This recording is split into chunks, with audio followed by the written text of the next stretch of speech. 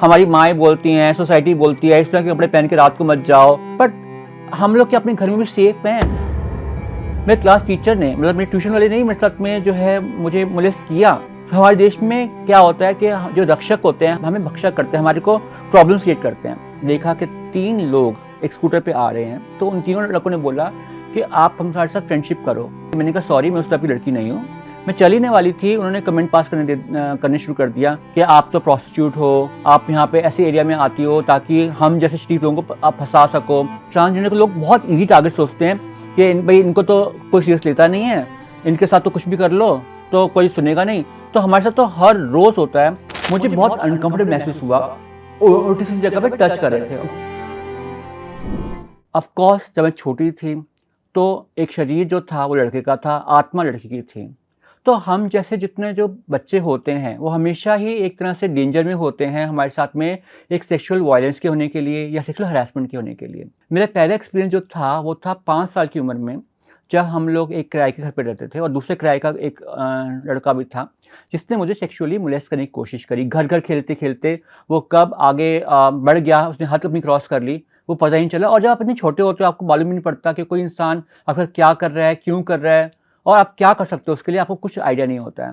खैर वो तो बचपन की बात थी। बड़े हुए, अचीवमेंट्स की, बहुत सारी अचीवमेंट्स हुई हमारी। और रिसेंटली एक मैं केस बताना चाहूँगी अपना, जो एक सेक्सुअल हरासमेंट का हुआ, जो वायलेंस का हुआ, जो नहीं होना चाहिए था, जो बहुत शर्मनाक किस्सा है मेरी लाइफ का। वो ये था कि 2021 के अंत में मैं एक फ़िल्म देख के आई थी घर के पास से, और जगह हम लोग मतलब बहुत ही ज़्यादा लाइट नहीं थी, डार्क जगह थी। और जब मैं वापस घर आ रही थी, 7:30 की बात होगी शायद, तो मैं और मेरा फ्रेंड हम लोग साथ में आ रहे थे। मैंने अपने फ्रेंड को बैग दे रखा था, बिल्कुल बहुत हैवी बैग था वो। और ऐसी कुछ ड्रेस पहन रखी थी मैंने, शॉर्ट ड्रेसेस। और मैं ड्रेसेस का इसलिए मैं नाम बता रही हूँ बिकॉज हमारे देश में बहुत बार ऐसा होता है कि हम ड्रेसेस के नाम पे जज किए जाते हैं, खासकर लड़कियाँ, कि हम कोई कुछ भी इंसिडेंट होता है लोग बोलते हैं आपने ड्रेसेस गलत पहन रखी होंगी। तो ये चीज़ होती है, इसलिए मैंने ड्रेसेस का सोचा कि मैं आपका नाम जो है जिक्र ज़रूर करूँगी ड्रेसेस के बारे में। और हम लोग जैसे आ रहे थे, देखा कि 3 लोग एक स्कूटर पे आ रहे हैं। उन्होंने हमें रोका, मैं आगे निकल गई बिकॉज़ मुझे ऐसे लोगों के साथ में अननोन लोगों के साथ में, जिनको जानती नहीं, पहचानती नहीं, उनके साथ में वार्तालाप करना, उनसे बातें करना मुझे पसंद नहीं है। मैं आगे आ गई अराउंड 500 मीटर की दूरी पर। मैंने देखा कि 15-20 मिनट हो चुके हैं और मेरा फ्रेंड अभी तक नहीं आया है और उनसे बातें कर रहा है। तो मैं गई, और क्योंकि मेरा बैग मेरे फ्रेंड के पास में था, मैं बैग लेने गई थी। मैंने कहा हो सकता है इनके जान पहचान वाले हों और अब मिले हों काफ़ी दिनों के बाद, इसलिए लंबी बातें कर रहे हैं। तो मैंने अपने फ्रेंड को बोला कि मेरा बैग जो है मुझे दे दो, और मैं जैसे ही बैग मांगने गई तो उन तीनों लड़कों ने बोला कि आप हमारे साथ फ्रेंडशिप करो। मैंने कहा सॉरी, फ्रेंडशिप करो मतलब क्या? तो उन्होंने बोला नहीं आप दोस्ती करो, हम लोग घूमेंगे फिरेंगे, ऐसे करके एंजॉयमेंट करेंगे। मैंने कहा सॉरी, मैं उस टाइप की लड़की नहीं हूँ, जा रही हूँ। मैंने अपना बैग उठाया, मैं वहाँ चल दी। मैं चल ही नहीं वाली थी, उन्होंने कमेंट पास करने शुरू कर दिया कि आप तो प्रोस्टिट्यूट हो, आप यहाँ पे ऐसे एरिया में आती हो ताकि हम जैसे स्ट्रीट लोगों को आप फंसा सको, आप हमसे पैसे हिटना चाहती हो। उन्हें लगा कहीं मैं कंप्लेंट ना कर दूँ इस बात की। उन्होंने क्या किया, उन्होंने एक झुंड बना लिया, झुंड बना के अपने दूसरे लोगों को बुलाया और मेरी वीडियो निकालने लग गए कि देखिए ये जो है लड़की, या ये जो है किन्नर है, ये हमारे से पैसे मांगना चाहती है। मुझे बहुत अनकंफर्टेबल महसूस हुआ।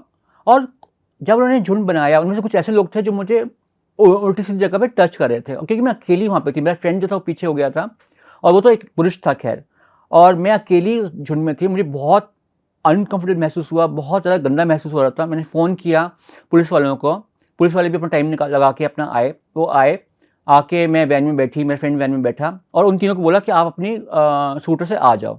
वो तीनों अपने स्कूटर पे चले गए। मैं नाम बताना नहीं चाहूँगी कि कौन सी जगह पे कौन सा वो था, बिकॉज हो सकता है कि मैं बता दूँ कि कौन सा पुलिस स्टेशन था तो कल को मैं प्रॉब्लम में आ जाऊँ। तो हमारे देश में क्या होता है कि जो रक्षक होते हैं हम उन्हीं से डरते हैं, बिकॉज वो रक्षा नहीं करते हमें, बल्कि हमें भक्षक करते हैं, हमारे को प्रॉब्लम्स क्रिएट करते हैं। तो पुलिस वालों ने जो है हमें लेके गए। पहले शुरुआत में उन्होंने कंप्लेंट लिखनी चाहिए नहीं। जब मैंने उनको दिखाया मेरा प्रोफाइल क्या है, मैंने गूगल पे दिखाया उनको अपने आर्टिकल्स क्या है मेरे बारे में, मैंने उनको बताया कि मैं कौन हूँ, तब जाकर उन्होंने थोड़ा सा सीरियसली लेना शुरू किया इस बात को। फिर मैंने उनको अपना आधार कार्ड दिखाया। मैंने कहा आधार कार्ड में देखिए मैं फीमेल है, मुझे वही राइट्स मिले जो एक फ़ीमेल के हैं, आप प्लीज़ मेरी रिपोर्ट दर्ज कीजिए। यहाँ तक तो सब ठीक चल रहा था। उसके बाद में उन्होंने मुझे अलग जगह बिठा दिया, अलग कमरे में, और उनको अलग कमरे में बिठा दिया। उसके बाद मेरे पास आते हैं मुझे काउंसलिंग करने के लिए। पुलिस वाले कहते हैं कि देखिए मैडम, ये तीनों जो हैं ये लॉयर्स हैं, ये यहाँ फलाना ढिमकाना कोर्ट में काम करते हैं, अगर आप इनकी कंप्लेंट लिखेंगी तो कल को आपको ही दिक्कत हो जाएगी। मैंने लिखना चाहती हूँ, लेकिन उन्होंने इतना हताश कर दिया मुझे, इतना मेरा मोरल डाउन कर दिया पुलिस वालों ने कि मैं अपनी कंप्लेंट नहीं लिख पाई। और जब वो लोग, मैंने अपना मना कर दिया ठीक है मुझे कंप्लेंट नहीं लिखनी है, और जब वो लोग जा रहे थे मेरे सामने से तो बहुत ही छाती चौड़ी करके जा रहे थे, देखा आप हमारा कुछ बिगाड़ नहीं पाए, ऐसे करके जा रहे थे। और मुझे लगता है कि इस तरह के जो इंसिडेंसेस होते हैं, इस तरह की जो चीज़ें होती हैं, वो एक क्रिमिनल को और आगे बढ़ावा देती हैं। वो आगे जाके जो है कल को रेप करते हैं, आज उन्हें सिर्फ ईव टीजिंग करी है, कल को रेप करेंगे, परसों को मर्डर भी कर सकते हैं। तो ये बात है कि मैं बोलना चाहूँगी, पहले हमारी बात को सीरियसली क्यों नहीं लिया जाता। दूसरी चीज़, आप उनकी तरफ एक्शन क्यों नहीं लेते, और बल्कि जो विक्टिम होते हैं, हम लोग विक्टिम हैं, हम लोगों ने कंप्लेंट लिखना चाहते हैं, हमें को आप मेंटली इतना डाउन कर देते हैं ताकि हम कंप्लेंट ना लिखवा पाएँ। तो ये एक चीज़ है कि हमारी जो कंप्लेंट लिखी क्यों नहीं जाती है। देखिए, फाइट बैक तो हम लोग क्या ही करें। देखिए, हम लोग अपनी तरफ से चीज़ों को अवॉइड कर सकते हैं, जैसे कि मानिए हमारी माएँ बोलती हैं, सोसाइटी बोलती है इस तरह के कपड़े पहन के रात को मत जाओ, और रात को यहाँ मत जाओ, रात को वहाँ मत जाओ। बट हम लोग क्या अपने घर में भी सेफ हैं? जैसे मैंने इंसिडेंट बताया कि मैं किराए के घर पे रहती थी और मेरे घर के अंदर ही मेरे साथ में सेक्सुअली मोलेस्टेशन मेरे साथ हुआ, पहली बात। दूसरी बात ये है कि जब मैं ट्यूशन जाती थी, ट्यूशन पढ़ने जाती थी, आई थिंक मैं अराउंड 15-16 साल की होंगी, मैं क्लास 10th में पढ़ती थी उस टाइम पर। मेरे क्लास टीचर ने, मतलब मेरे ट्यूशन वाले ने ही मेरे साथ में जो है मुझे मोलेस्ट किया, यू नो। तो हम लोग कहाँ सेफ हैं? हम लोग ना अपने घर में सेफ हैं, ना बाहर सेफ हैं। और जहाँ तक बात एक्शन की है, हम लोग ठीक है, हम लोग ज़्यादा से ज़्यादा हम लोग जो है लिख सकते हैं, ब्लॉग बना सकते हैं, रील बना सकते हैं, और क्या ही कर सकते हैं हम लोग, क्योंकि हमारे लिए कुछ सुनवाई तो है ही नहीं कहीं भी, ना सिस्टम में है, ना पुलिस वालों के साथ में है, ना लॉ में है। तो हम कहाँ जाएँ, कहाँ पे जाके इसकी कंप्लेंट लिखें?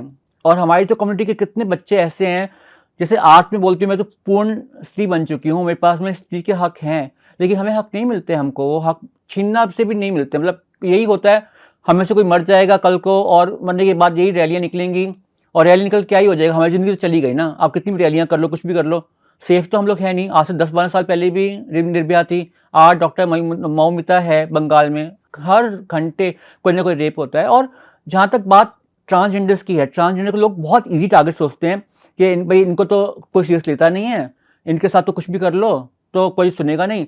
तो हमारे साथ तो हर रोज़ होता है, चाहे हम लोग घर से बाहर निकलें काम के लिए, हम लोग कैब में जाएं, हम लोग चाहे रिक्शा करें, चाहे हम लोग ऑटो करें, वो लोग भी हमारे साथ में कुछ मतलब डबल मीनिंग बातें करते हैं। चाहे कैब वाला हो, ऑटो वाला हो, या फिर हम लोग बस में जब कभी ट्रैवल करते हैं तो बस में बहुत दिक्कत होती है रात को आते हुए। जो लोग हैं, कुछ लोग दारू पी कर और मतलब उल्टी जगह हाथ मारते हैं, और आप क्या ही कर लोगे, आपको महसूस थप्पड़ मार लोगे, या आप बस से उतर जाओगे, या आप उस ऑटो वाले को कहोगे वहीं यहीं छोड़ दे। आप आगे कुछ नहीं कर सकते, क्योंकि ऐसे इंसिडेंट मेरे साथ में हुए हैं जहाँ पर मेरे को मैं एयरपोर्ट से आई हूँ रात को लेट, और कैब वाले ने मेरे से बदतमीजी करनी चाहिए। आगे जो है मैंने देखा कि रेलिंग है पुलिस वालों की, मैंने पुलिस वालों को बोला कि भाई आप मुझे जो है बचाइए इससे। उन्होंने सिंपल बोला कि भाई कैब वाले को जाएंगे, तुम जाओ, और मुझे वहाँ खड़ा कर दिया, बोला आप जो है हम आपके लिए ऑटो रोक देते हैं, आप ऑटो में खड़े चले जाओ। तो वही है ना, आप सोल्यूशन तो कुछ हमें दे नहीं रहे हैं, आप एक्शन लेना चाहते नहीं है, क्योंकि आपको इतना ज़्यादा आराम की आदत पड़ चुकी है, और आप कुछ एक्शन लेना चाहते नहीं है, और उसकी वजह से हमें सफ़र करना पड़ता है। देखिए, सोसाइटी जो है ना, सोसाइटी से पहली मैं बात बोलूँगी, घर वाले तो यही बोलते हैं, देखा तुम ऐसे कपड़े पहन के गई थी, तुम्हारे साथ तो ये होना ही था। देखा हमने कहा था तुम्हें कि इतनी रात को मत जाओ, तुम्हारे साथ तो ये होना ही था। पहले तो माँ बाप ही आपको जो है परेशान करते हैं कितना ज़्यादा, कि आपने क्यों ऐसे किया। सोसाइटी अच्छे नज़र तो नहीं देखती, तभी जो है ज़्यादातर आपका जो आइडेंटिटी है उसको लोग गुप्त रखते हैं, आपकी फ़ोटोग्राफ को गुप्त रखते हैं, आपका नाम को गुप्त रखते हैं। तो ये सोसाइटी जो है वो अच्छी तरह से देखती नहीं है। तो शायद यही डर जो है माँ बाप को लगता है कि भी हम अपना इस मामले में, जहाँ हमारे बच्चों के साथ में कुछ गलत हुआ है, हम इसको बच्चों इस मामले को हम बढ़ाए नहीं। वो सोसाइटी डर जाती है कि सोसाइटी क्या बोलेगी, इसलिए जो है कई सारे केसेस जो रिपोर्ट नहीं हो पाते हैं।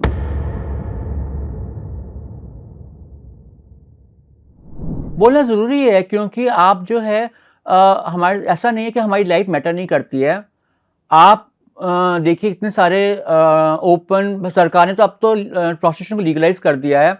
अगर आपको इतनी भूख है तो आप जाके प्रोस्टिट्यूट के पास जाइए, जीबी रोड जाइए, आप जो है अलग अलग जगह पे जाइए, काठियावाड़ वाला जगह में जाइए, आपको जो जगह रेड लाइट एरिया है, रेड लाइट एरिया में जाइए, जाके आप अपनी भूख मिटाइए। लेकिन हमें टारगेट क्यों, हमारी मर्जी के बिना आप क्यों हमारे साथ में जो है संबंध बनाना चाहते हैं? हम नहीं चाहते। तो ये हमारी मर्जी का, हमारा जो वायलेशन हुआ ना हमारे राइट्स का। पर जिसका आप रेप करते हो, जिसको आप ईव टीज करते हो, वो स्कार तो उसके साथ पूरी जिंदगी रहता है। पूरी ज़िंदगी हम लोग ये सोचते रहते हैं हमारे साथ ये क्यों हुआ, और एक पूरी लाइफ चेंज हो जाती है हमारी। एक मेंटली हम लोग थोड़ा डाउन हो जाते हैं, मेंटली वीक हो जाते हैं। मुझे पूरी लाइफ असर करेगी वो चीज़। और मुझे जो इंसिडेंट मैंने बताया आपको, जहाँ मैं 3 और आदमियों ने मेरे साथ में मुझे हरास करने की कोशिश की, वो पूरी ज़िंदगी मेरे साथ में चल रही है।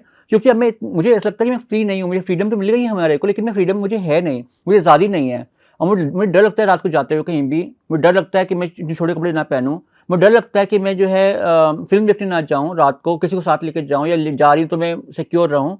तो ये सब चीज़ें हमारे फ़र्क पड़ती हैं, और हम एक आज़ाद ज़िंदगी जो एक पुरुष जीता है या कोई और इंसान जीता है, वो हमें जीने का हक नहीं मिलता है। तो फ़र्क तो पड़ता ही है बहुत।